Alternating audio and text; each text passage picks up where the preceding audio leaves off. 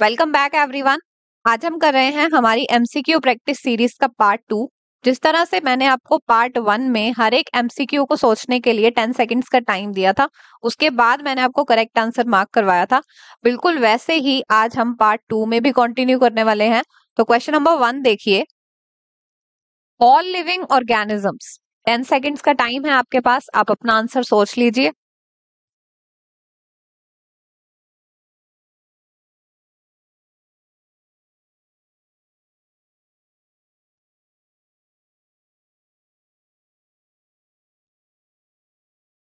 Option number 1 है reproduce. सभी living organisms reproduce करते हैं? नहीं। Show growth but not consciousness? No. Consciousness show करते हैं, तो ये रॉन्ग हो गया। Next, sense their surroundings. Living organism अपने सराउंडिंग्स को सेंस कर लेते हैं, करेक्ट है ये। फोर्थ है आर नॉट सेल्फ रेप्लिकेटिंग। ये रॉन्ग है, लिविंग ऑर्गेनिज्म सेल्फ रेप्लिकेटिंग होते हैं। तो राइट आंसर है option number 3। Next, all of the following are functions of heterotrophic bacteria except.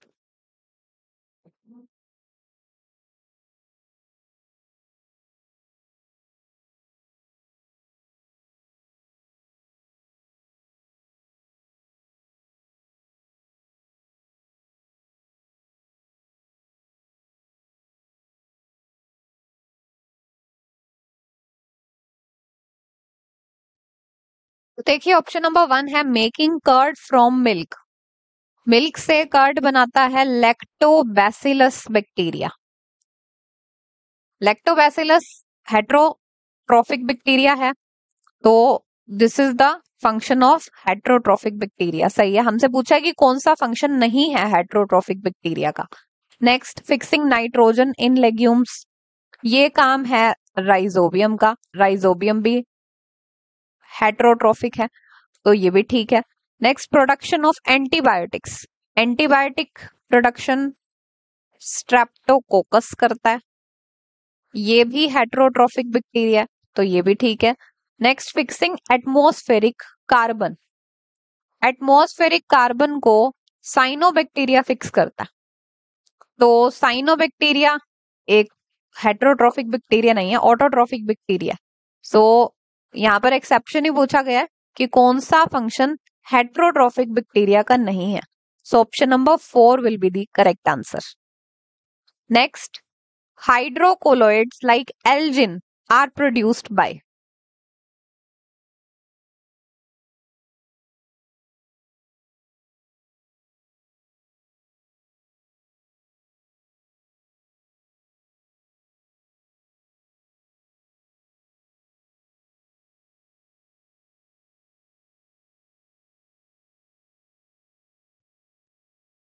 हाइड्रोकोलोइड्स होते क्या हैं? ये इनको गम्स भी कहा जाता है। ये naturally occurring water soluble polymers हैं। तो एल्जिन एक हाइड्रोकोलोइड है। ये प्रोड्यूस कौन करता है? It is produced by brown algae, option number 1। Next, gametes are pear shaped and bear two laterally attached flagella in.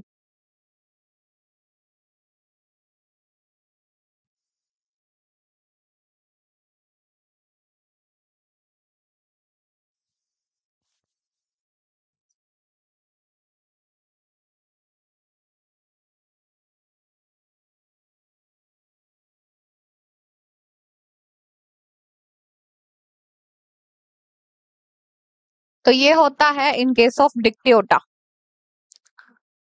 Next one, the coralloid roots of Cycas are associated with nitrogen fixing fungi, rhizobium, mycorrhiza, cyanobacteria.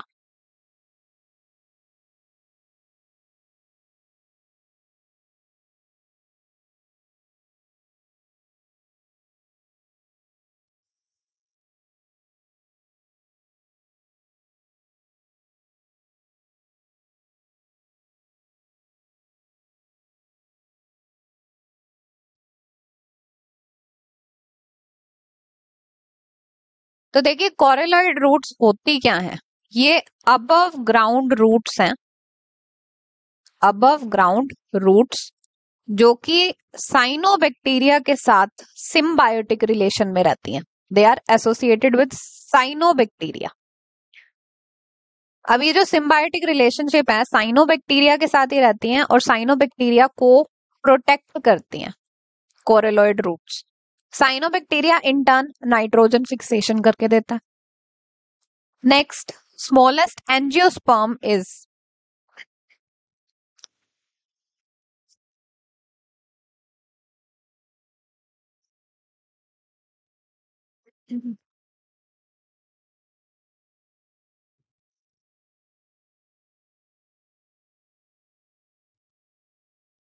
Smallest angiosperm है Wolffia. इसे ही duckweed भी कहा जाता है और इसे water मील भी कहा जाता है। Next question, which of the following algae show haplodiplontic life cycle pattern.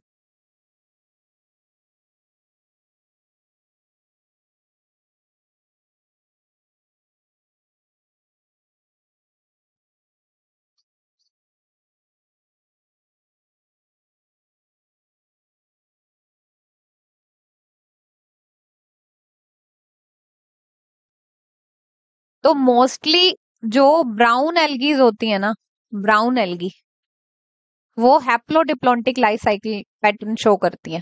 तो इनमें से वो है पॉलीसाइफोनिया। इसके अलावा भी आपको एग्जाम्पल कुछ लर्न कर लेने हैं, वो भी ब्राउन एल्गी हैं और हैप्लोडिप्लॉन्टिक लाइफ साइकिल शो करती हैं।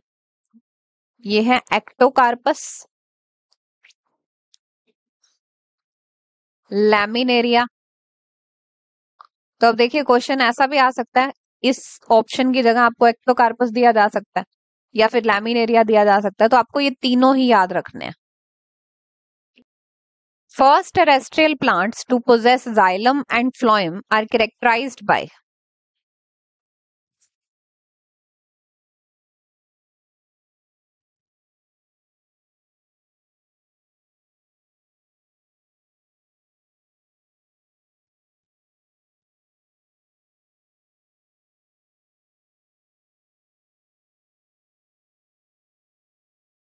They are characterized by sporophytic main plant body. Next, identify the correct one with respect to Selaginella.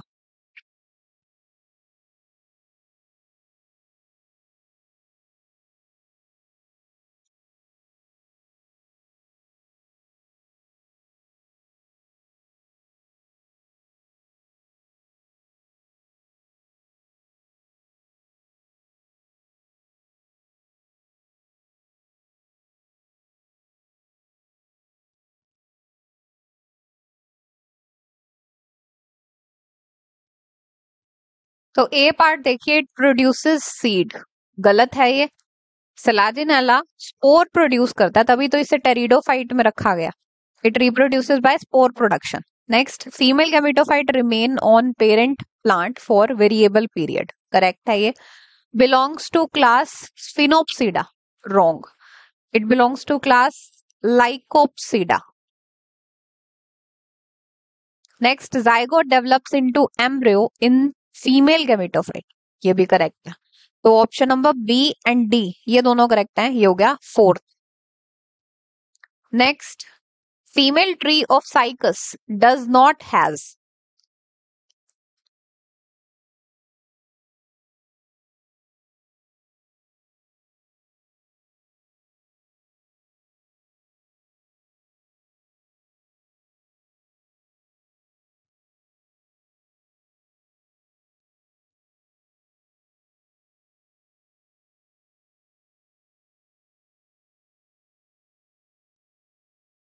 Cycas एक जिम्नोस्पर्म है। मोस्टली जिम्नोस्पर्म में क्या होता है, जो मेगास्पोरोफिल होता है वो कोन लाइक स्ट्रक्चर में एग्रीगेटेड होता है, मतलब कॉम्पैक्टली एग्रीगेटेड होता है। बट साइकस एक एक्सेप्शन है। साइकस में मेगास्पोरोफिल लूजली अरेंज्ड होता है स्टेम एपेक्स पर। तो ऑप्शन नंबर 1 रॉन्ग है। Next one, in Pinus pollen tube carrying male gametes towards archegonia in the ovule and discharge their content.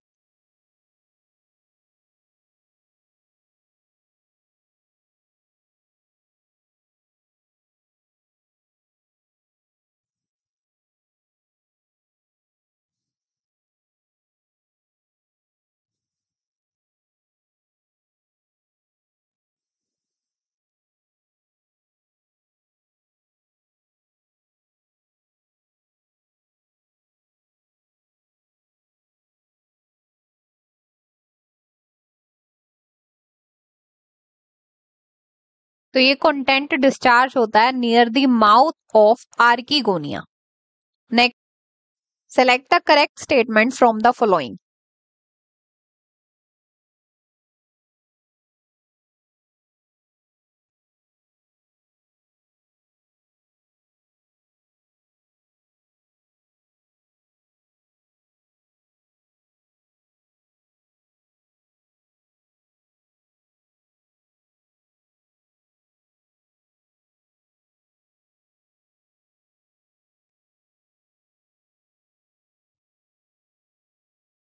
First statement देखिए, गैमी are multi cellular, ठीक है। Diploid, no. Asexual birds हैं, ठीक है। तो पूरी स्टेटमेंट करेक्ट नहीं है। Next, in bryophytes spores are produced by mitotic division, no. Meiotic division से स्पोर्स बनते हैं। Next, leafy members are also found in liverworts, ये ठीक है। In pteridophyte spores germinate to produce sporophyte plant, wrong है। Spore germinate होकर gametophyte बनाते होते हैं, इसे समझिए। जो स्पोर्स हैं, स्पोर्स हैप्लॉइड होते हैं। ये क्या करते हैं, माइटोसिस करके, माइटोसिस होगी, मेल गैमेटोफाइट बन जाएगा और फीमेल गैमेटोफाइट बनेगा। अब देखिए माइटोसिस हुई है, यानी कि एन ने एन और एन फर्दर बना दिए, हैप्लॉइड स्ट्रक्चर है, तो गैमेटोफाइट हैप्लॉइड होता है। ये जो मेल और फीमेल गैमेटोफाइट है, mature male and female gametophyte, ये बनाएंगे male gamete and female gamete. ये दोनों गैमीट फ्यूज होंगे, फर्टिलाइजेशन होगी और जाइगोट बन जाएगा। मेल गैमीट भी हैप्लॉइड है, फीमेल गैमीट भी हैप्लॉइड है। हैप्लॉइड हैप्लॉइड फ्यूजन होने के बाद जो स्ट्रक्चर बनाएंगे वो होगा डिप्लॉइड, तो जाइगोट डिप्लॉइड है। ये जाइगोट डेवलप होगा स्पोरोफाइट में, ये भी डिप्लॉइड होगा। ये स्पोरोफाइट मियोसिस करके स्पोर्स बना देता है, तो ये इस तरह से साइकिल चलती है। तो अब यहां पर क्या कहा गया है, in pteridophyte spores germinate to produce sporophyte. Cycle में देखिए, स्पोर्स जर्मिनेट हुए और बनाया गैमीटोफाइट। स्पोर्स गैमीटोफाइट बनाते हैं और फिर गैमीटोफाइट से गैमीट बनते हैं, गैमीट से फिर स्पोरोफाइट बनता है। नेक्स्ट क्वेश्चन पे आ जाइए। पहले इस क्वेश्चन का आंसर देख लीजिए, ऑप्शन नंबर थर्ड करेक्ट होगा। Next, the features in conifers that is not concern to reduce water loss is. इनमें से कौन सा ऐसा फीचर है जो कि वाटर लॉस के साथ रिलेटेड नहीं है, वाटर लॉस को रिड्यूस नहीं करता वो फीचर।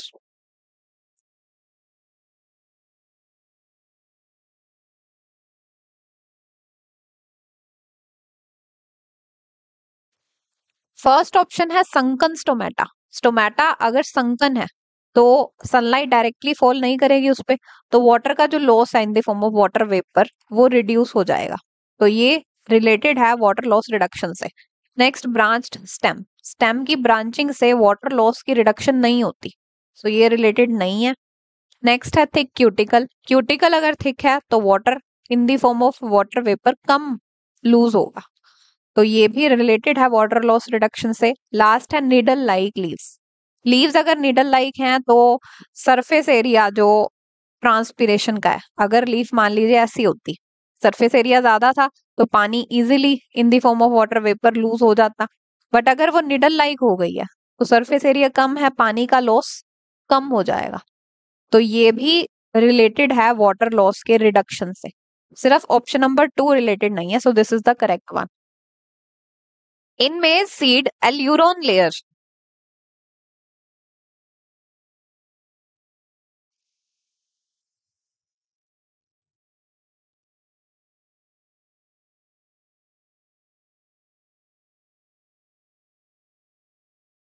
फर्स्ट ऑप्शन है प्रोटीनस, तो एल्यूरोन लेयर प्रोटीनस होती है, ठीक है। Is diploid tissue, no, aleurone layer triploid tissue का पार्ट है। Is outer covering of seed coat, no, it is the outer covering of endosperm. Last option है represents its single cotyledon, maize seed का जो single cotyledon होता है उसको ये represent करती है। नो, जो सिंगल कॉटिलिडन है मेज सीड का, it is called as scutellum. तो ये भी रॉन्ग है। Right answer is option number 1। Next, drupe fruits.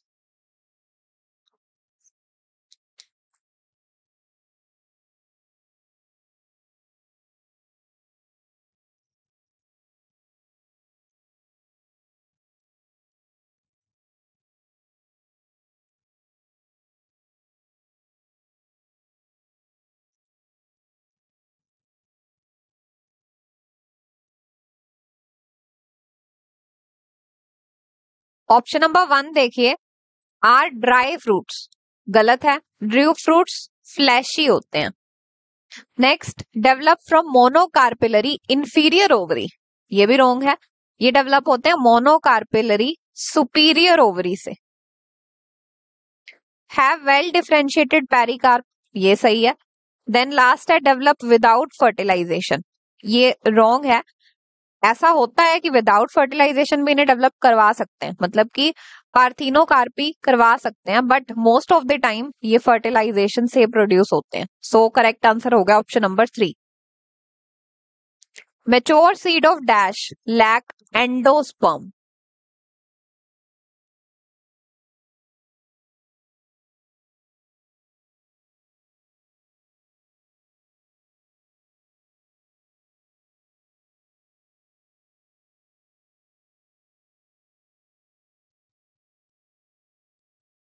Caster में एंडोस्पर्म होता है, मेज में भी होता है। बीन में एंडोस्पर्म नहीं होता, वीट में होता है। तो हमें पूछा गया है कौन सी सीड में एंडोस्पर्म नहीं होता। Bean is the correct answer. In gram, the embryo consists of all except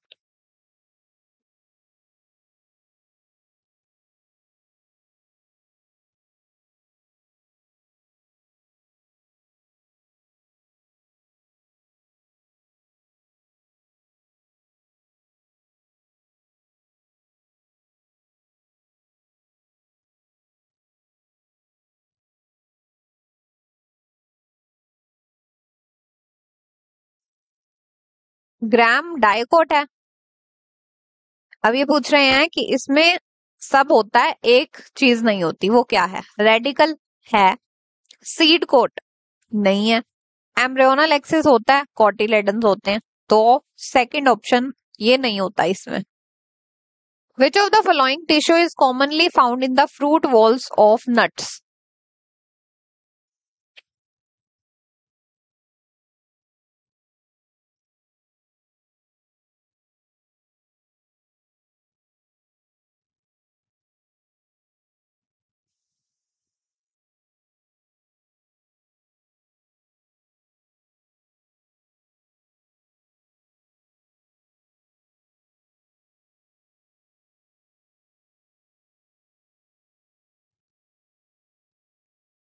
nuts की जो वॉल होती है, it is made up of dead cells, sclerenchyma की बनी होती है। स्क्लेरन काइमा, स्क्लेरन काइमा में स्क्लेरिड्स आ जाते हैं। ये ऐसे सेल्स हैं जिनकी हार्ड, थिक और डेड सेल वॉल होती है। नेक्स्ट वन, ट्राइकोम्स में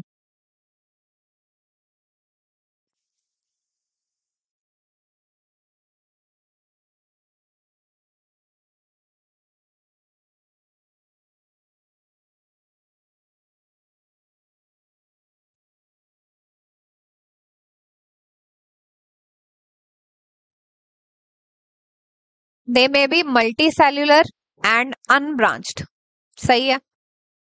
दे मे बी सॉफ्ट, ये भी करेक्ट है। हेयर लाइक स्ट्रक्चर्स हैं, सॉफ्ट हो सकते हैं। Help in preventing water loss, ठीक है। लास्ट वन है involve in mineral and water absorption, no. Water and mineral की एब्जॉर्प्शन में इसका कोई काम नहीं होता, ये प्रोटेक्शन और वाटर कंजर्वेशन में हेल्प करते हैं। सो लास्ट स्टेटमेंट रॉन्ग है। ऑप्शन नंबर ए, बी और सी ये तीनों करेक्ट है। ये हो गया third. Next, Casparian strips are seen इन।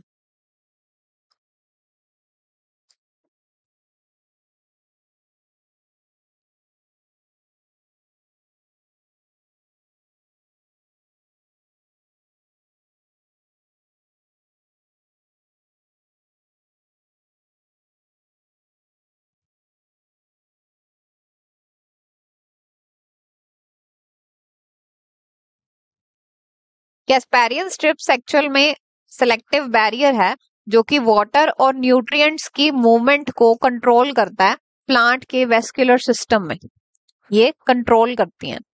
तो वेस्कुलर सिस्टम के साथ एसोसिएटेड है, तो ये रूट्स में प्रेजेंट होंगी, रूट की भी एंडोडर्मिस में प्रेजेंट होती है। Option number 1 is correct. Spring would,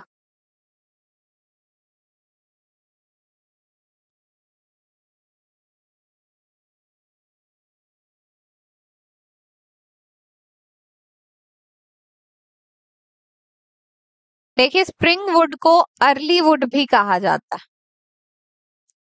early would कहते हैं इसको, और ये लाइट होती है कलर में और लो डेंसिटी होती है इसकी। और इसके अपोजिट जो दूसरी वुड हो गई वो हो गई ऑटम वुड, ऑटम वुड, इसे लेट वुड कहते हैं। ये डार्क कलर की होती है एंड हाई डेंसिटी होती है इसकी। अब इसको क्वेश्चन को करिए आप, ऑप्शन नंबर 1 देखिए, it is made of primary xylem. तो ये चीज ध्यान रखिएगा कि जो स्प्रिंग वुड होती है it is made up of secondary xylem not primary xylem, तो ये रॉन्ग है। It is darker in colour, no, अभी मैंने आपको बताया it is lighter in colour. Has vessel with wider lumen, ये ठीक है। लास्ट ऑप्शन है is of higher density, it is of low density as compare to autumn wood, तो ये भी रॉन्ग है। Right answer is option number 3। Match the columns and select the correct option. Column 1 given है, column 2 given है, match करिए इसे।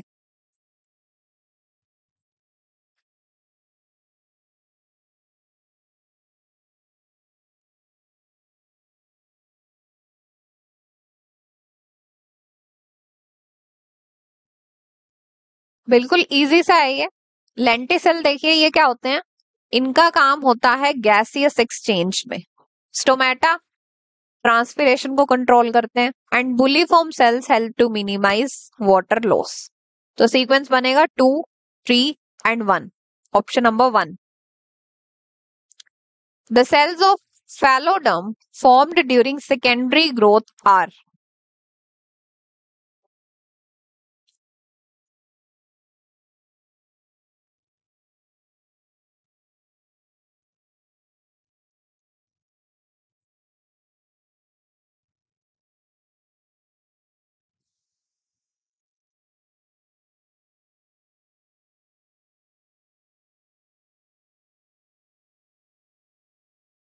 दे are living cells, इनमें से लिविंग है parenchymatous cells. The lens-shaped openings which permit the exchange of gases between the outer atmosphere and internal tissue of stem in most woody trees are known as, बिल्कुल easy question है ये वाला। Gaseous exchange कौन करता है?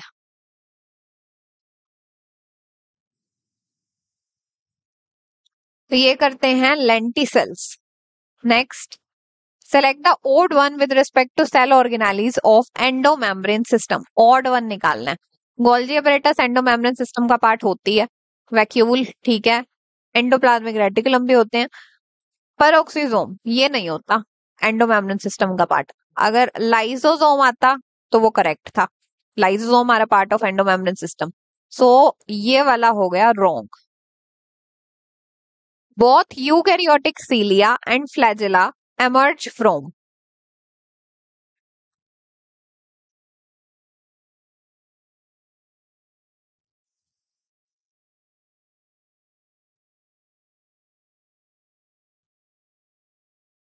चाहे सीलिया हो चाहे flagella, both of them emerge from basal body. Mark the incorrect with respect to cilia and flagella.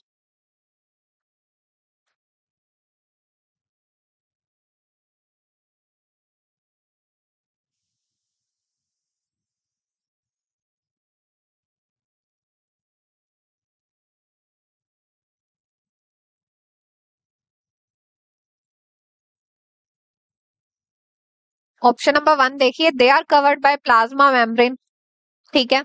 Axoneme has number of microtubule, ये भी सही है।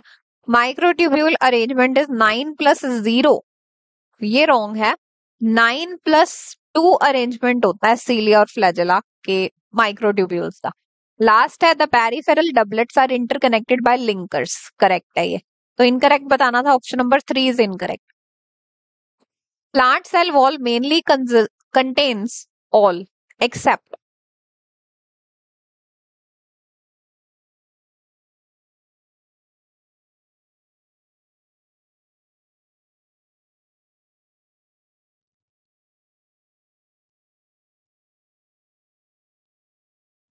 प्लांट सेल वॉल में सेल्यूलोस होता है, पेक्टिन्स होते हैं, हेमी सेल्यूलोस होता है, कैल्शियम कार्बोनेट नहीं होता। Select the incorrect one for active transport.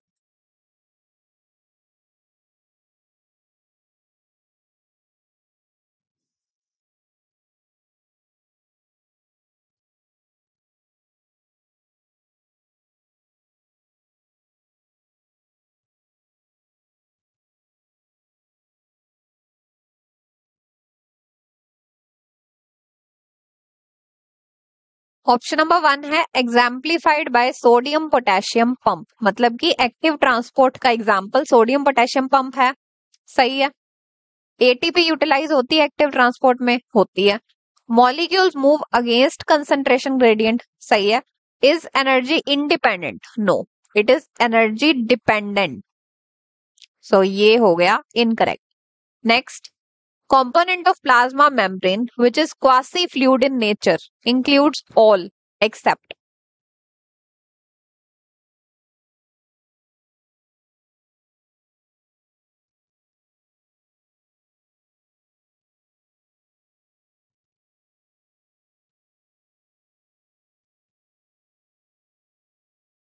देखिए क्वासी फ्लूइड नेचर क्या होता है। क्वासी फ्लूइड नेचर लिपिड्स की वो प्रॉपर्टी है जिसमें ये फ्लूइड की तरह एक्ट करते हैं और दूसरे मॉलिक्यूल्स को प्लाज्मा मेम्ब्रेन के बीच में से पास होने के लिए अलाउ करते हैं। फ्लूइड की तरह तो एक्ट करते हैं, साथ साथ ये सॉलिड की तरह भी एक्ट करते हैं और प्लाज्मा मेम्ब्रेन का जो स्ट्रक्चर है उसको मेंटेन करके रखते हैं। मतलब कि एक तरह से इसको आप बोल सकते हो सेमी फ्लूइड नेचर। तो अब ये पूछ रहे हैं कि प्लाज्मा मेम्ब्रेन का कंपोनेंट जो क्वासी फ्लूइड नेचर के लिए रिस्पॉन्सिबल होते हैं वो सभी हैं, कौन सा नहीं है ये बताइए इनमें से। तो ऑप्शन नंबर 1 है कोलेस्ट्रॉल, ये है बिल्कुल क्वासी फ्लूइड नेचर के लिए रिस्पॉन्सिबल। फॉस्फोलिपिड भी है, ग्लाइकोलिपिड एंड ग्लाइकोप्रोटीन। ग्लाइकोलिपिड भी कुछ हद तक क्वासी फ्लूइड नेचर के लिए रिस्पॉन्सिबल है, but glycoprotein is not responsible for quasi fluid nature, so this is wrong. A nucleus does not।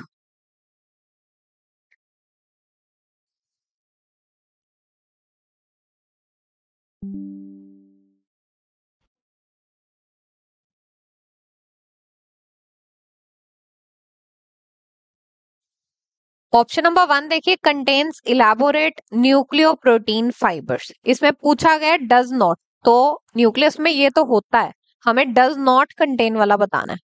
Have more than one nucleoli, ठीक है ये भी।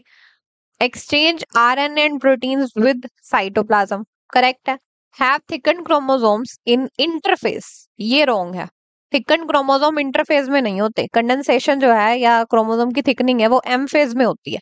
सो nucleus does not have thicken chromosomes in interphase. Satellite is.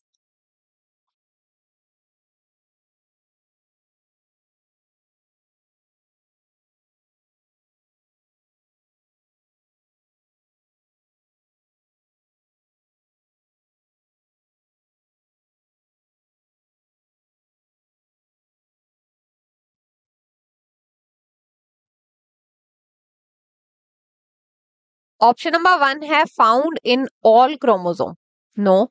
Satellite सभी chromosomes में नहीं पाई जाती, जिनमें पाई जाती है उन्हें सैटेलाइट क्रोमोसोम ही कहा जाता है, तो कुछ एक में पाई जाती है मतलब। Next, seen in metacentric chromosomes only, no, it is seen is acrocentric chromosome. Non staining region होता है, ठीक है, ये formed by primary constriction, wrong है, it is formed by secondary constriction. So correct answer is option number 3. The cell organelles in animals which are not bound by any membrane are.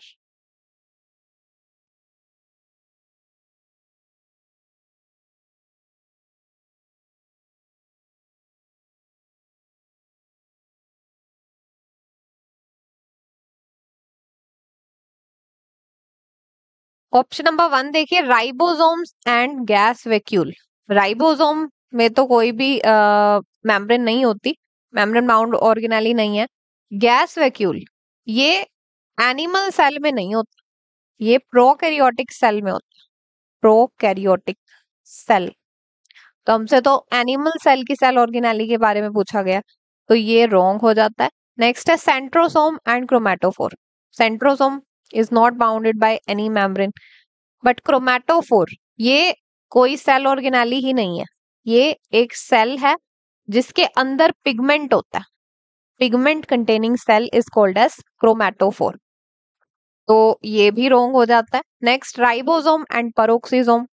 Ribosome correct है. Peroxisome में single membrane होती है, single membrane bound cell organelle is peroxisome. Next centrosome and ribosome. Centrosome भी membrane bound नहीं है और ribosome भी नहीं है, so option number 4 is correct. Hydrophobic tails of all the lipids molecules in plasma membrane are towards the.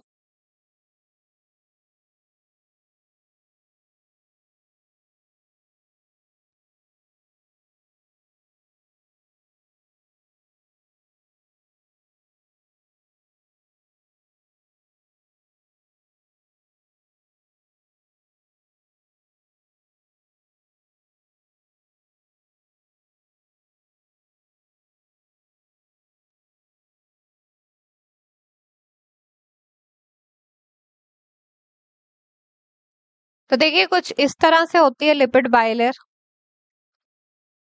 या plasma membrane. इसमें ये वाला जो रीजन है, head region, it is hydrophilic. Hydrophilic head है, और ये जो टेल है ये हाइड्रोफोबिक है. अभी पूछ रहे हैं hydrophobic tail of all the lipid molecule in plasma membrane are towards the. ये जो hydrophilic tails, sorry hydrophobic tails हैं, ये कहाँ है, अंदर की साइड है या बाहर की साइड है? Outer side of membrane? No. Outer side of cell surface? No. Inner part of membrane correct है, इनर पार्ट में प्रेजेंट है ये. Next, the cell organelle that has cart wheel appearance made up of.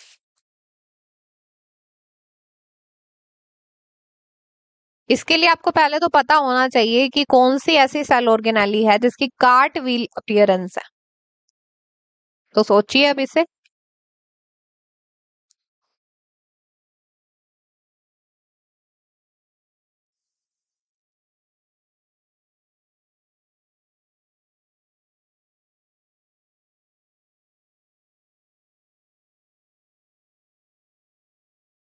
The organelle is centriole. अब options देखिए. First option है 11 doublet peripheral microtubules. तो इसका जो अरेंजमेंट है वो ऐसा है नहीं. Second 9 peripheral and 2 central fibrils. Central fibrils नहीं होती. 9 पेरिफेरल ट्रिपलेट फाइब्रल्स करेक्ट है. 7 peripheral doublet and 2 central singlet fibrils wrong है. Option number 3 correct. Match the following columns with respect to chromosomes and select the correct option. Column 1 given है, column 2 given है, इसे match करिए.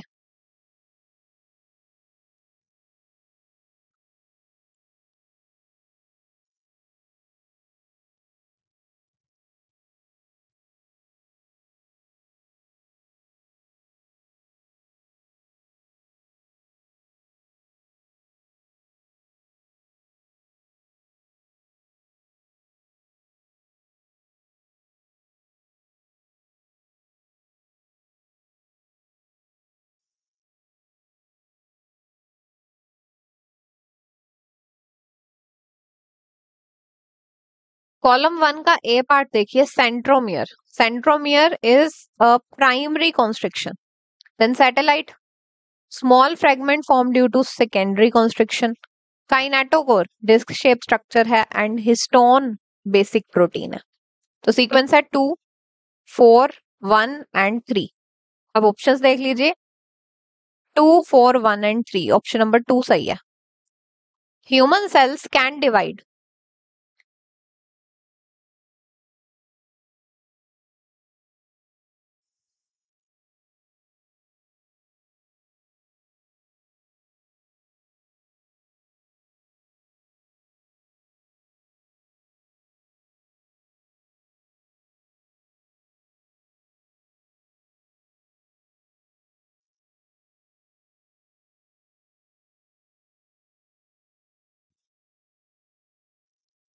Human cells divide होते हैं once in approximately every 24 hours.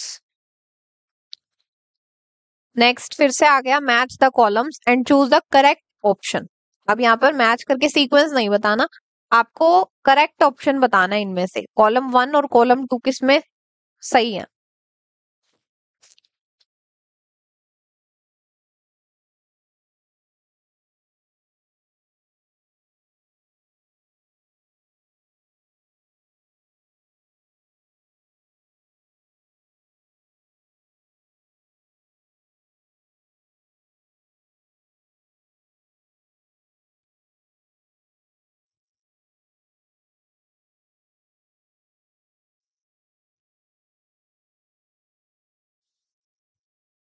First देखिए, जीवन phase, quiescent stage of cell cycle बोलते हैं इसको, नहीं, जी नॉट फेज को बोलते हैं।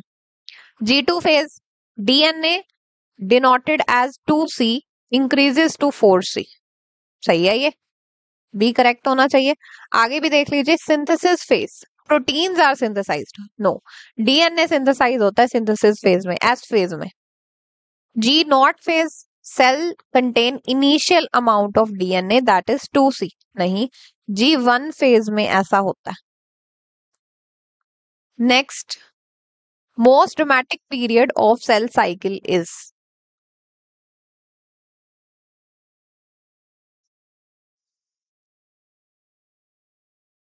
Most dramatic period cell cycle का वो होता है जिसमें सबसे ज्यादा रीऑर्गेनाइजेशंस देखने को मिलती हैं, सेल कंपोनेंट्स सबसे ज्यादा उस फेज में रीऑर्गेनाइज होते हैं। तो gap 1 phase, S phase, M phase, interphase, answer is M phase. During which of the given phases homologous chromosomes separate while sister chromatids remain associated at their centromere?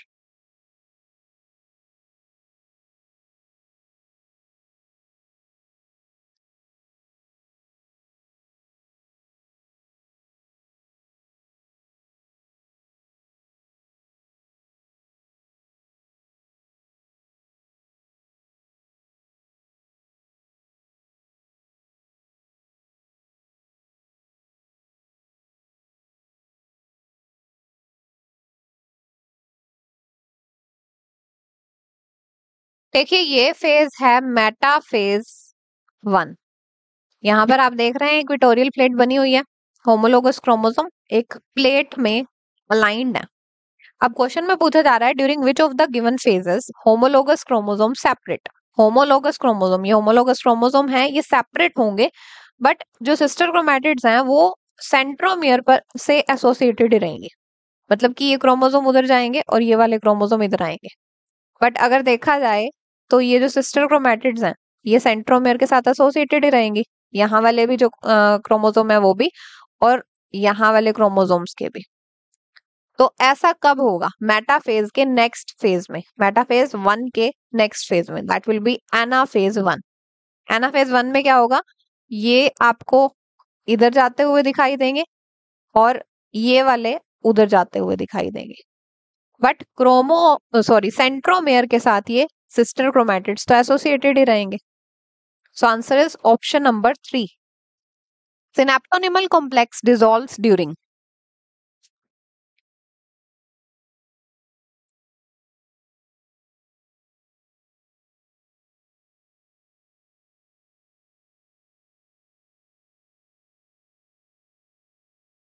Synaptonemal complex बनता है zygotene stage में, और यहां पूछा गया कि ये कब टूटता है। It dissolves during diplotene phase of meiosis 1।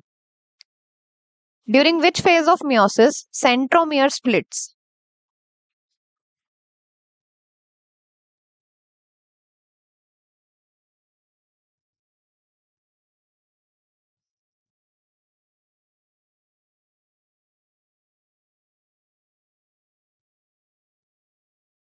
Centromere की स्प्लिटिंग होती है एनाफेज 2 में।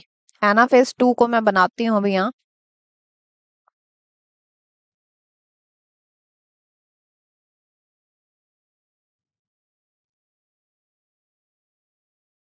तो देखिए इस तरह का होता है anaphase 2।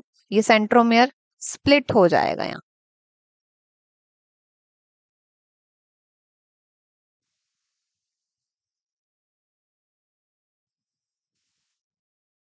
Next, recombination between non-sister chromatids of a homologous pair of chromosomes is completed by the end of?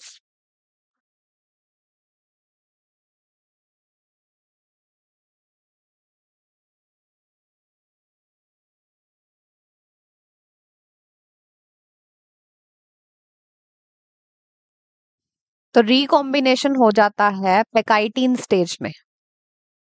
Alignment of bivalents on equatorial plate occurs during? बहुत इजी क्वेश्चन है ये।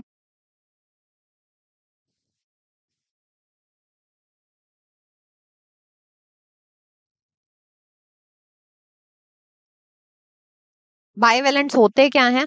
होमोलोगस क्रोमोसोम के पेयर को कहा जाता है bivalent. Pair of homologous chromosome. तो ये बोल रहे हैं कि बाइवेलेंट्स की अलाइनमेंट इक्वेटोरियल प्लेट पर कब होती है? मेटाफेज में होती है, ये तो पता है। मेटाफेज 1 या 2 कौन सा होगा इसमें, सोचिए।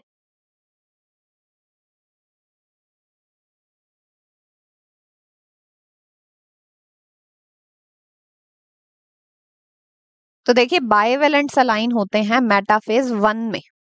After the completion of meiosis 2 a cell has 23 chromosomes and 1 C amount of DNA. DNA amount at the end of meiosis 1 was?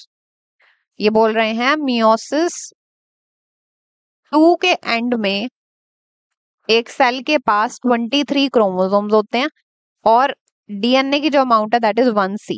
आपको बताना है कि मियोसिस 1 के एंड में डीएनए की अमाउंट और नंबर ऑफ क्रोमोसोम्स, ये दोनों कितने होते हैं? Number of chromosome and DNA की अमाउंट। सोचिए।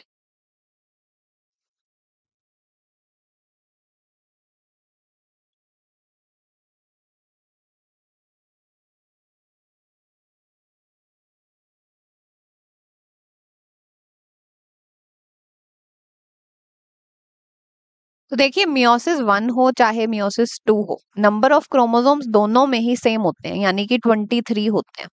बट जो डीएनए की अमाउंट है ना वो मियोसिस 1 में डबल होती है। मियोसिस 2 में 1C है, मियोसिस 1 में होगी 2C। तो आंसर हो गया आपका 2C DNA with 23 chromosome, option number 3। Organelles like mitochondria and plastids get distributed equally in daughter cells during?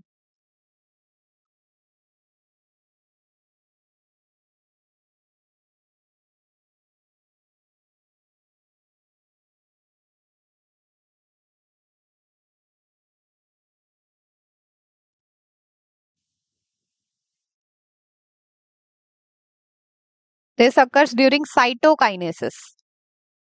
Which of the following pair is not matched correctly?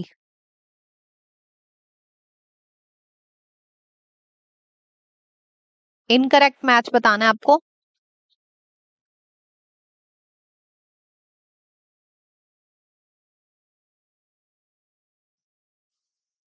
First देखिए diakinesis. Diakinesis is terminalization of chiasmata, ठीक है। पेकाइटिन recombinase activity होती है इसमें, सही है। Zygotene dissolution of synaptonemal complex, ये गलत है। जाइगोटीन में सिनेप्टोनिमल कॉम्प्लेक्स बनता है। डिसोल्यूशन होता है डिप्लोटीन में, यहाँ पर डिप्लोटीन आना चाहिए था। So this is wrong one. Last में देखिए interkinesis, no application of DNA, ठीक है ये। The approximate time taken to divide once by a typical human cell in culture is,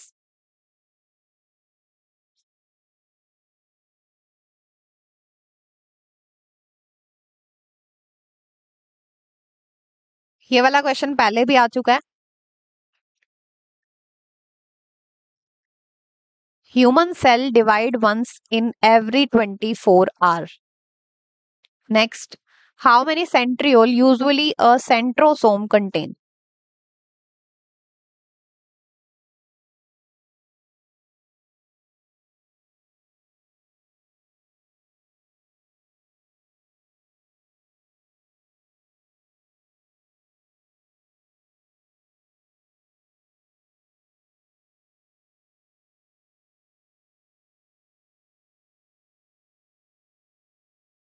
Centrosome contains 2 centriole.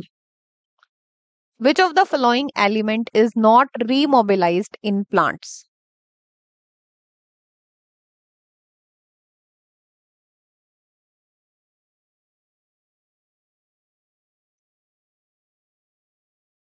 Options देखिए, nitrogen, potassium, calcium, phosphorus. इनमें से जो calcium है ये सेल वॉल का कंपोनेंट है, तो ये कुछ स्पेसिफिक लोकेशंस पे चाहिए होता है, इसको मूव करवाने की जरूरत ही नहीं होती। So this is not remobilized in plants. Leaf surfaces are cooled sometimes 10 to 15 degrees due to evaporative cooling by the process of.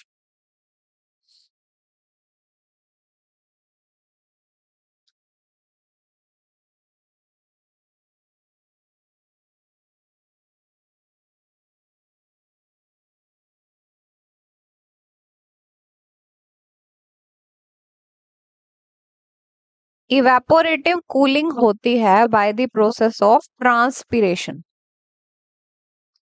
Solute potential for a solution is always 0, negative, positive, equal to other solutions.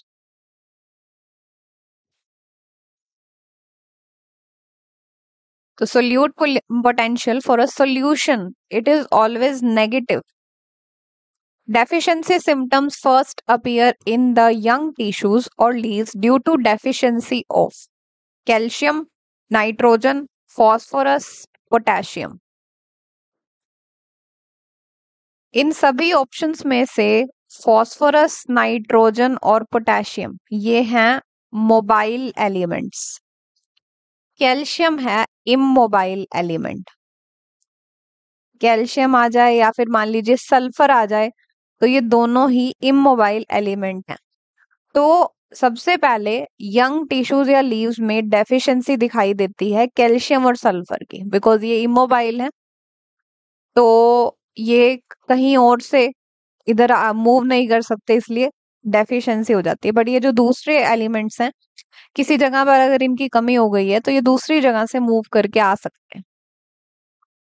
Next, select the incorrect one with respect to nitrogenase. First one is sensitive to oxygen. Then is molybdenum iron protein protected by leg hemoglobin is found in some plants also.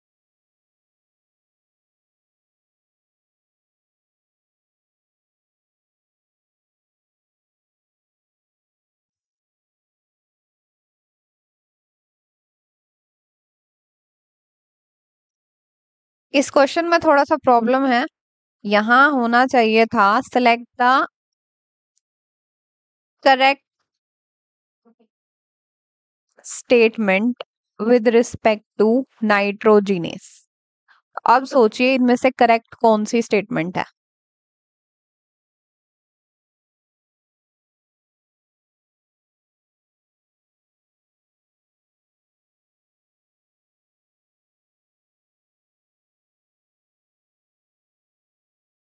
First देखिए sensitive to oxygen, तो yes nitrogenase is sensitive to oxygen, सही है।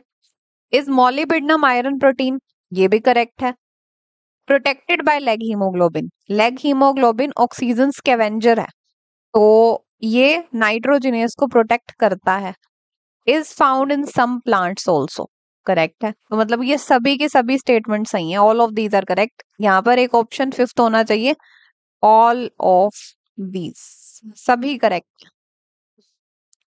To synthesize two ammonia molecule from one nitrogen molecule, how many ATP molecules are required?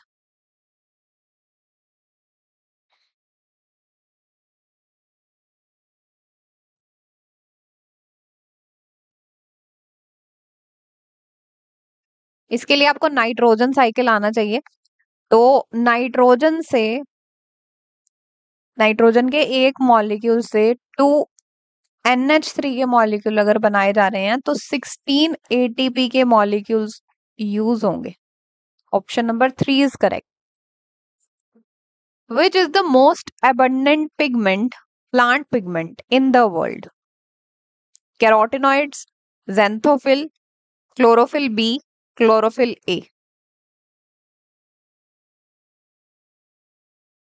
The most abundant plant pigment is chlorophyll A. CF0 is embedded in the thylakoid membrane and forms a transmembrane channel that carries out. CF0 क्या है?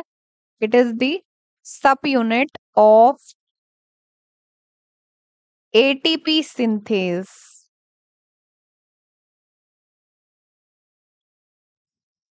अब ये क्या करता है ये बताइए।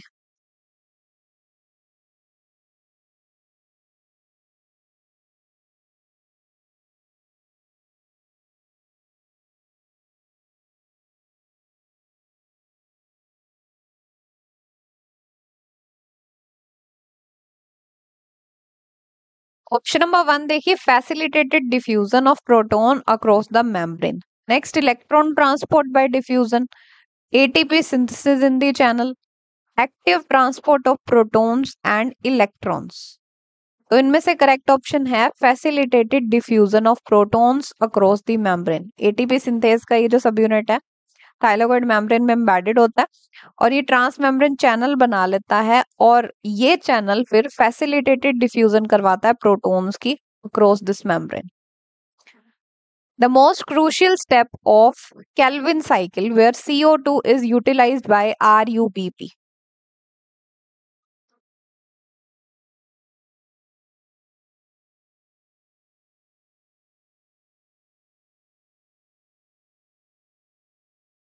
जब CO2 यूटिलाइज होती है तो उस स्टेप को कहा जाता है carboxylation. How many turns of Kelvin cycle pathway are required for the formation of one molecule of glucose? Very, very important question.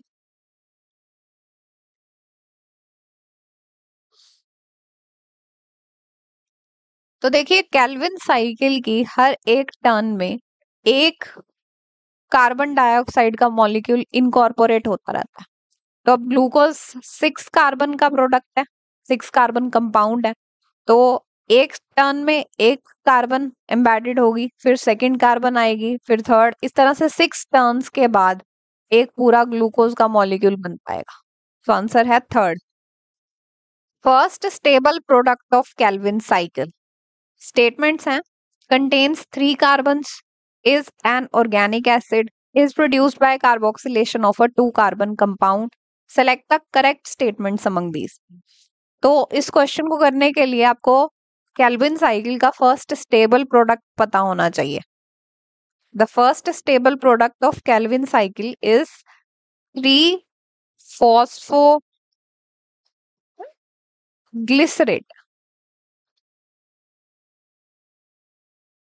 अब सोचिए इनमें से कौन सी स्टेटमेंट्स करेक्ट होंगी।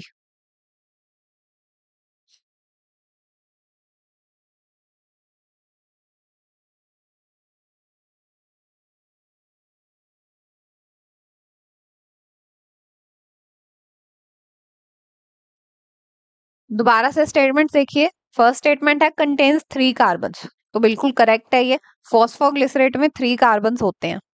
Then it is an organic acid, correct है। is produced by carboxylation of a 2 carbon compound. This is wrong. Phosphoglycerate कैसे बनता है? ये 5 कार्बन कंपाउंड की कार्बोक्सिलेशन से बनता है. That 5 carbon compound is ribulose 1,5 bisphosphate. इसकी कार्बोक्सिलेशन होने के बाद बनता है 6 कार्बन कंपाउंड. ये 6 कार्बन कंपाउंड अनस्टेबल होता है, तो ये इमीडिएटली ब्रेक होता है 3 कार्बन कंपाउंड के 2 मॉलिक्यूल्स में, और ये जो 3 कार्बन कंपाउंड बन गया दैट इज 3 फॉस्फोग्लिसरेट. इसके 2 मॉलिक्यूल्स बनते हैं. So correct statement among these is A and B, option number 3rd. Next, which of the given option does differentiate correctly between C3 and C4 pathway?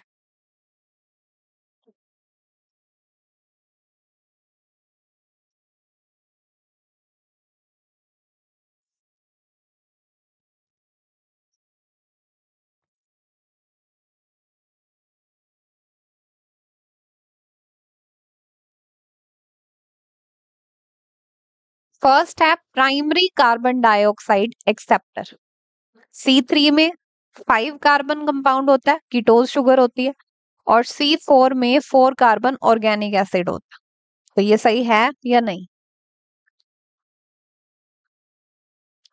देखिए ये बिल्कुल गलत है.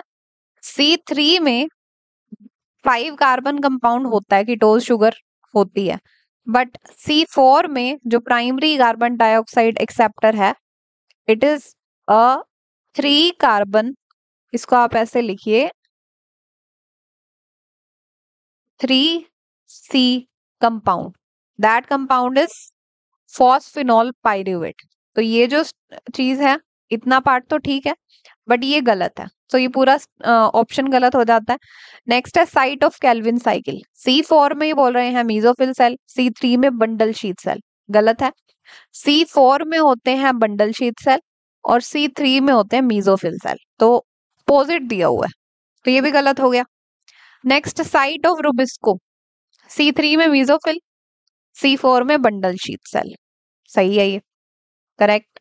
देन लास्ट है total number of ATP use to fix 6 carbon dioxide. तो C3 में 12 ATP बोला गया, C4 में 18 ATP. गलत है. देखिए C3 साइकिल में एक कार्बन डाइऑक्साइड को फिक्स करने के लिए 3 ATP चाहिए होते हैं. तो यहाँ पर 6 कार्बन डाइऑक्साइड है, तो 6 × 3 18 ATP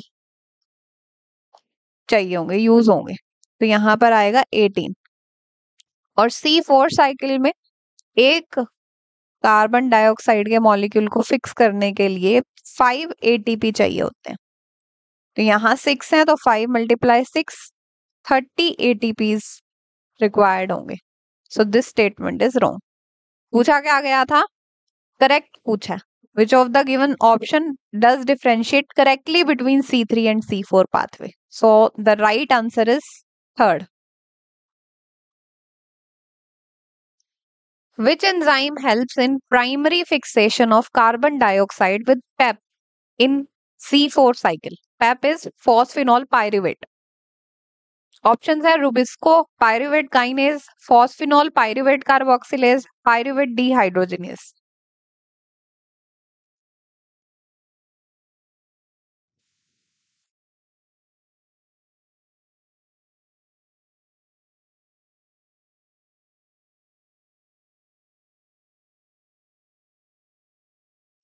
So this is carried by phosphenol pyruvate carboxylase.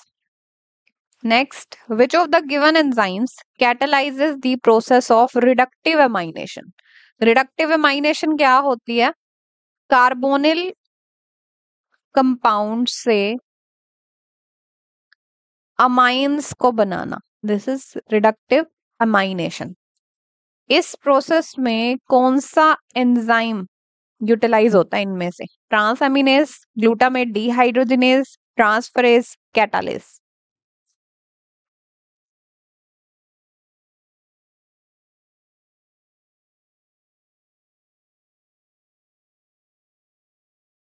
The enzyme involved in is glutamate dehydrogenase. Which of the following helps to maintain the ribosome structure? Iron, calcium, potassium, magnesium. बहुत easy है और बहुत important है ये question.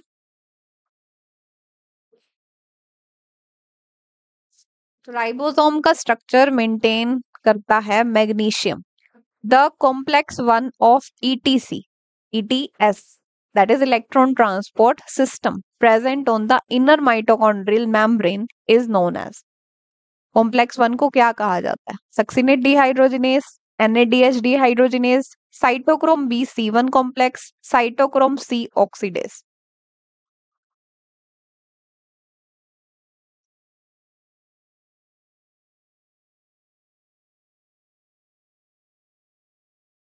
It is NADH dehydrogenase complex. Next, pyruvate dehydrogenase complex requires several coenzymes like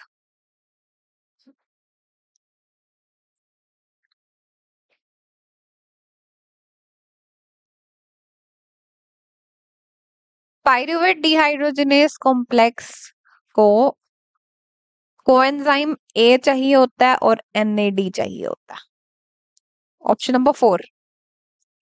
The PGR, that is plant growth regulator, which controls xylem differentiation and helps in cell division also, is auxin, gibberellin, cytokinin, ethylene.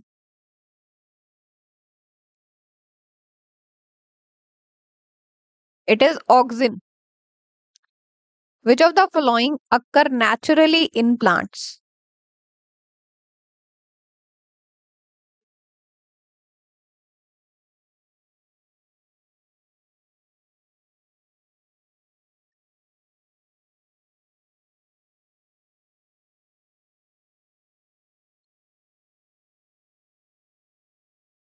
इन सब में से जो plants में naturally पाया जाता है, it is IBA, indole butyric acid, IBA.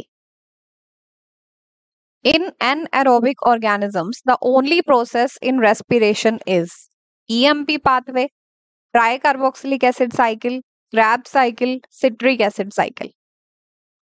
EMP pathway glycolysis को कहा जाता है. तो सोचिए इसका आंसर अब.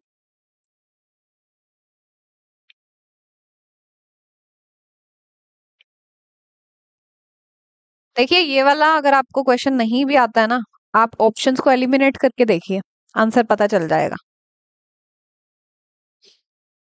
देखिए सेकंड ऑप्शन है try carboxylic acid cycle, TCA cycle.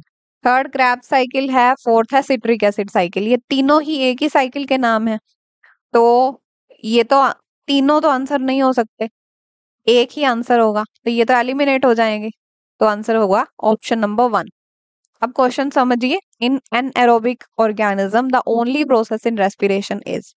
Aerobic चाहे एनएरोबिक ऑर्गेनिज्म हो, एक ऐसा पाथवे होता है जो दोनों में कॉमन होता है. That pathway is EMP pathway और glycolysis. Identify the incorrect one for glycolysis. Fructose can enter the glycolysis pathway. Then total 2 ATP molecules are directly synthesized during glycolysis from one glucose molecule. Glycolysis operates as long as it is supplied with NAD to pick up hydrogen atoms. Then it is seen in all living organisms.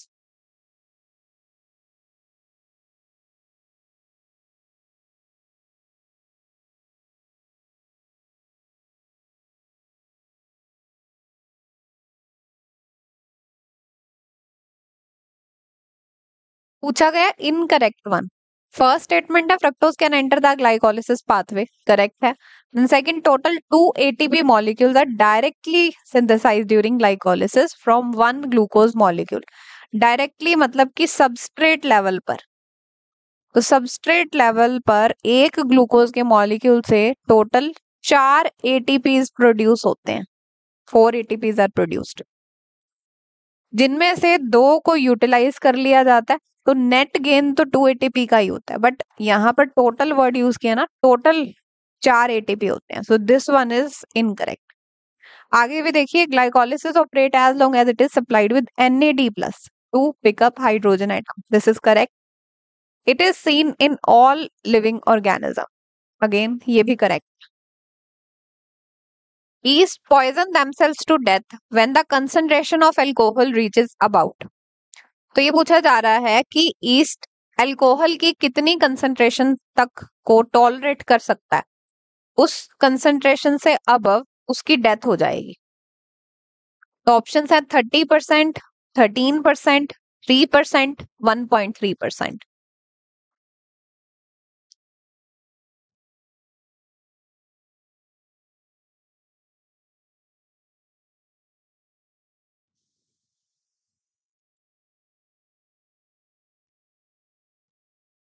East की death हो जाती है अगर alcohol की concentration 13% से ज्यादा हो जाए तो.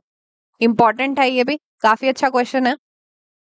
A PGR which is isolated from coconut milk. PGR is plant growth regulator.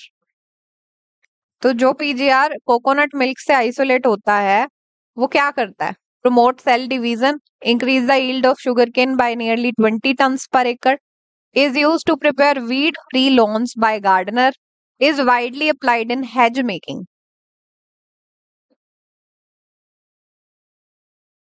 Coconut milk से जो पीजीआर आइसोलेट किया जाता है दैट इज जियाटिन. ये एक टाइप ऑफ साइटोकाइनिन है and it promotes cell division. The rise in rate of respiration is called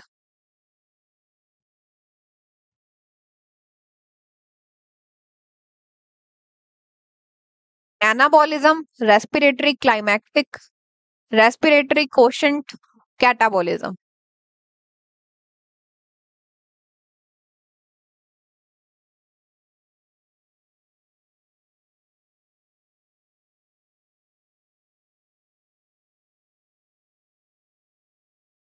anabolism होता है जो भी कंस्ट्रक्टिव रिएक्शंस हुए हैं बॉडी में.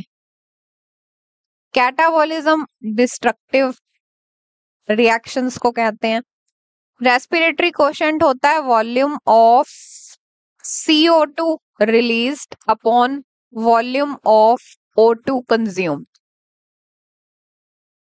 बचा respiratory climacteric. This is the correct answer. The ovule is attached to placenta by means of a stalk called the hilum, funicle, micropyle, nucellus.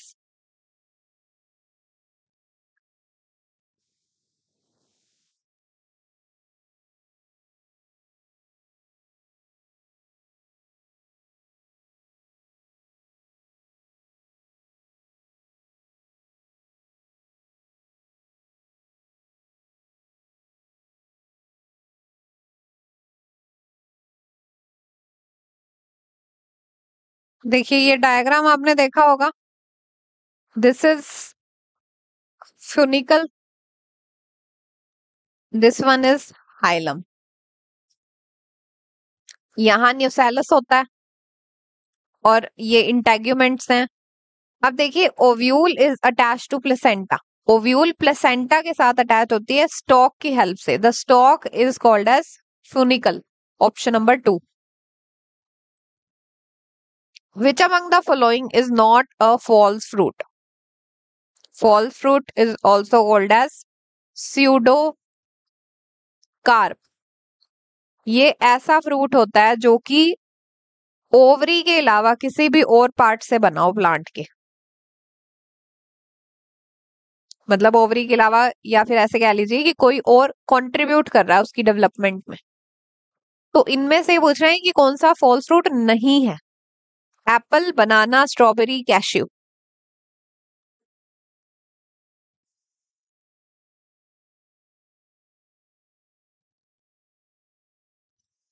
तो apple false fruit है, स्ट्रॉबेरी है, cashew है, banana नहीं है. So answer हो गया option number 2. The fruit wall is called perisperm, pericarp, coleoptile, coleorhiza. Fruit wall is called as pericarp. Apomictic embryos may arise from all except Apomixis is a kind of asexual reproduction. Asexual reproduction जिसमें embryo बनता है without fertilisation. तो अगर fertilisation नहीं हो रही तो zygote तो बन ही नहीं सकता. अभी पूछ रहे हैं कि apomictic embryos may arise from all except. सबसे बन सकता है, सिर्फ एक है जिससे नहीं बन सकता, that is zygote. Overall masculine development with gynecomastia is seen in the case of. Gynecomastia is a condition in which males have well developed mammary glands.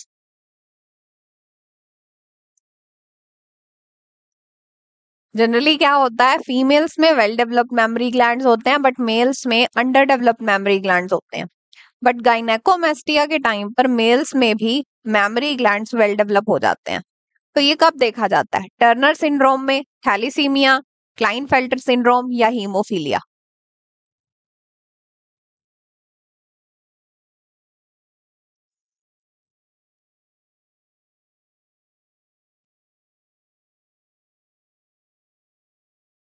So this is seen during Klinefelter syndrome. Klinefelter syndrome में 44 plus X X Y condition होती है. X Y तो normal male होता है but क्या होता है, साथ में एक और एक्स आने के कारण फीमेल कैरेक्टर बन जाते हैं. मेमोरी ग्लैंड का वेल डेवलप होना ये एक फीमेल कैरेक्टर ही है, मतलब कि गाइनेकोमेस्टिया आना ये भी एक फीमेल कैरेक्टर है. Next one, a physicist had argued that since there are only 4 bases and if they have to code for 20 amino acid, the code should constitute a combination of bases. That physicist was.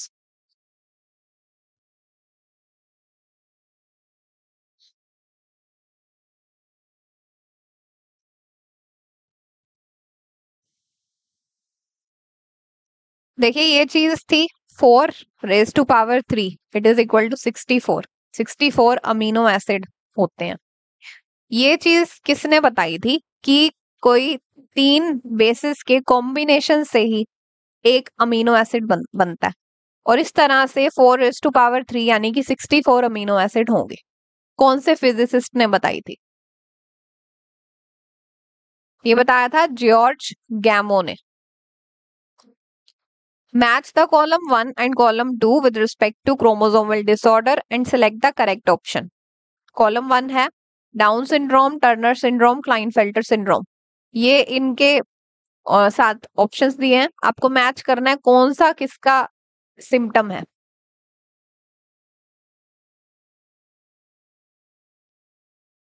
First देखिए down syndrome. Down syndrome is trisomy 21. इस time पर क्या होता है, जो भी down syndrome है जिसको, वो ऑर्गेनिज्म शॉर्ट स्टेचर्ड होगा with small round head, furrow tongue and partially open mouth. Turner syndrome. Turner syndrome होता है 44 प्लस एक्स 0. टर्नर सिंड्रोम में sterile female with under developed feminine characters. Klinefelter syndrome अभी बताया था एक्स एक्स वाई प्लस 44. इस condition में gynecomastia होता है. सीक्वेंस होगा 2, 3 एंड 1. ये होगा option number 1. A typical nucleosome contains how many nucleotides of DNA helix? 100 bases, 100 base pair, 200 bases, 200 base pair. तो एक न्यूक्लियोसोम में 200 बेस पेयर्स प्रेजेंट होते हैं. Monocistronic structural genes are found mostly in. Monocistronic, polycistronic होता P for polycistronic, P for prokaryotes. But यहाँ monocistronic है तो मोनोसिस्ट्रोनिक structural jeans होते हैं यूकैरियोट्स में. ये सभी हैं prokaryotes. The sequence of which human chromosome was sequenced in the last. Human genome project में सबसे लास्ट में कौन सा क्रोमोसोम सीक्वेंस किया गया था? Y, X, 22 और 1.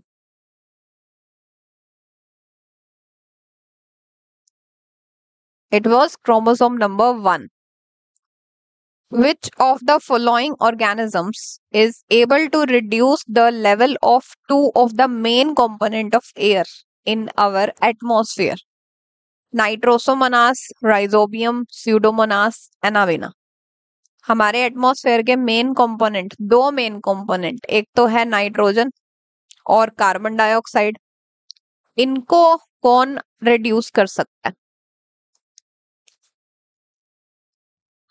इनको साइनोबैक्टीरिया रिड्यूस कर सकता है। साइनोबैक्टीरिया नाइट्रोजन फिक्सेशन भी परफॉर्म कर सकता है और फोटोसिंथेसिस भी करवा सकता है, तो दोनों को रिड्यूस कर देगा।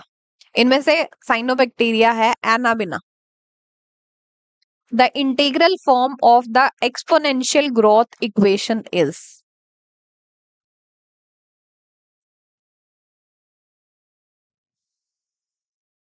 एक्सपोनेंशियल ग्रोथ इक्वेशन, इसका इंटीग्रल फॉर्म बताना है। It is nt is equal to n0 e raised to power rt. Match column 1 with column 2 with respect to bioactive molecules and their uses and select the correct option. Column 1 देखिए, ये column 2 है, हम match करिए इसे।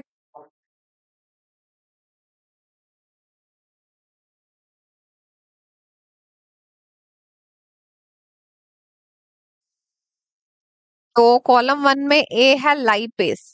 Lipase detergent formulation में help करता है, काम आता है। Then pectinase, it helps in clarifying bottle juices. Streptokinase clot buster है ये। Cyclosporin A immunosuppressive agent in organ transplant. Sequence क्या बन रहा है? 2 4 1 एंड 3। 2 ये है 2 4 1 3, option number 4। Select the incorrectly matched pair with respect to animals and the place of their extinction. Dodo Mauritius में extinct हुई, ठीक है। स्टेलर सी काउ बाली, ये गलत है। स्टेलर सी काउ रशिया से एक्सटिंक्ट हुई है। क्वेगा अफ्रीका, थाइलसिन ऑस्ट्रेलिया, करेक्ट है ये सारे। सो इनकरेक्ट ही पूछा गया था, option number 2 is incorrect. High dose of UVB causes inflammation of cornea, which may permanently affect vision. This condition is called? UVB radiation की हाई डोज के कारण कॉर्निया का इन्फ्लेमेशन होना और विजन इफेक्ट होना, this is cataract, cancer, snow blindness और wrinkles. It is snow blindness. Montreal Protocol signed at Montreal, Canada to control the emission of ozone depleting substances became effective in? बहुत बहुत important है ये।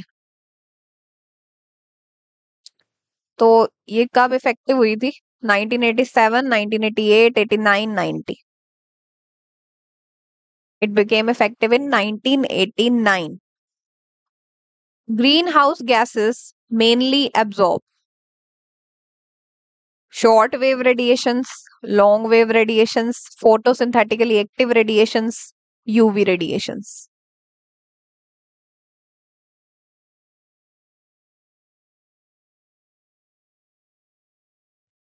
Green house gases long wave radiations को absorb करती हैं। The world's most problematic aquatic weed that is Eichhornia. Option number 1 है grows abundantly in eutrophic water bodies. Second, helps in maintaining ecosystem dynamics. Third, clears and clean our waterways. Fourth, it is called the treasure of Bengal. तो इनमें से कौन सा correct option रहेगा?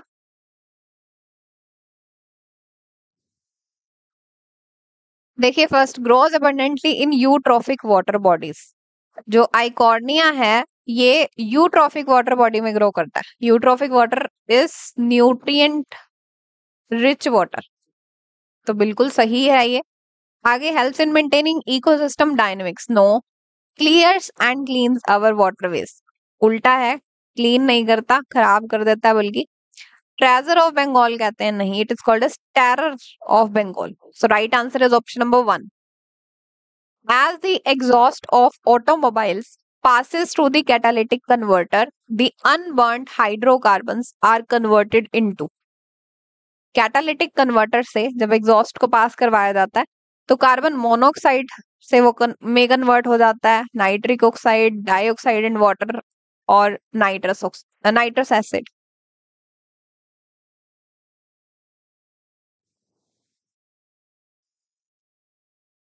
तो unburned hydrocarbons ये convert होते हैं कार्बन डाइऑक्साइड एंड वाटर में।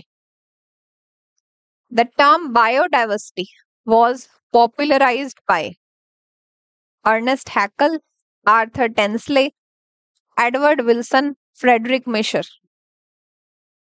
Biodiversity. This term was given by Edward Wilson. Among the following, which one is not the Abel quartet for biodiversity loss? Abel quartet. Quartet मतलब ऐसी चार चीजें जो evil हो, बुरी हो हमारे बायोडाइवर्सिटी के लिए, वो कौन कौन सी चीजें थी? तो चार चीजें जो थी वो एक तो थी over exploitation,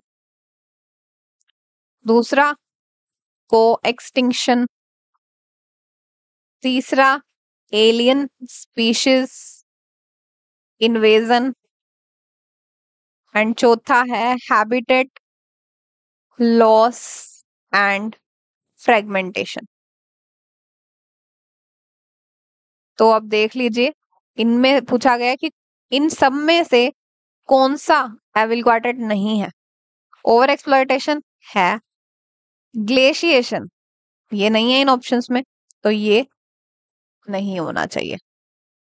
next one, which of the following is not an ex situ conservation strategy of organisms? Zoological park, botanical garden, national park, wildlife safari park। कौन सा ex situ conservation strategy नहीं है? zoological park ex situ है, botanical garden ex situ है, national park in situ है, wildlife safari ex situ है। तो पूछा गया कौन सा एक्स सीटू नहीं है? National park.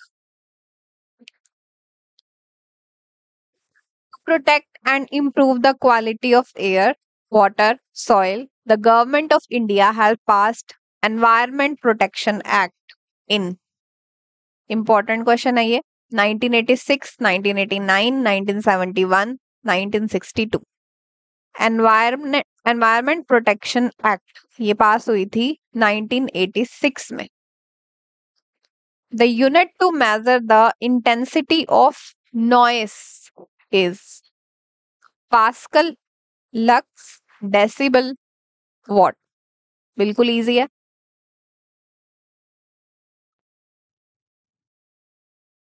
नॉइस की इंटेंसिटी को डेसिबल में मेजर किया जाता है।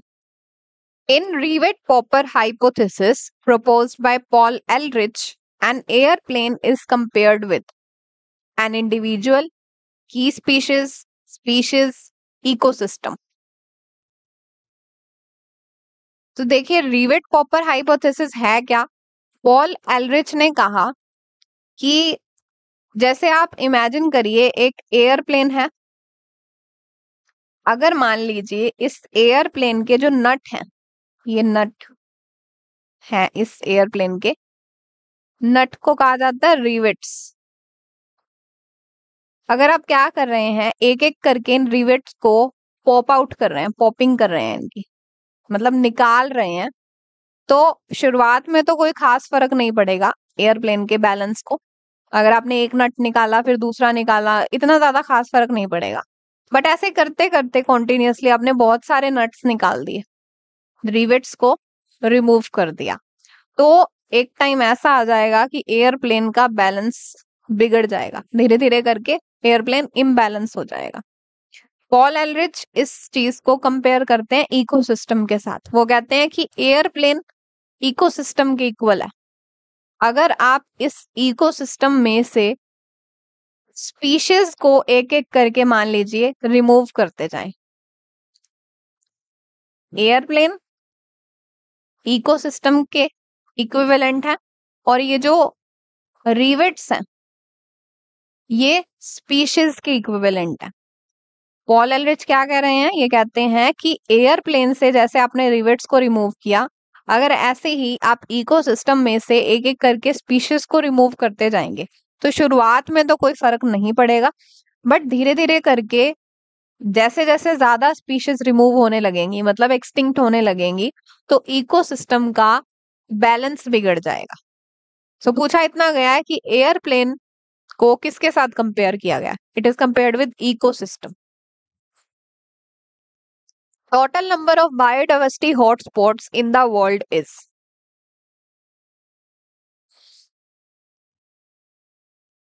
टोटल नंबर ऑफ हॉटस्पॉट्स हैं 34। Increase in concentration of toxicant at successive trophic levels is called biomagnification, biofortification, bioprospecting, biodegradation.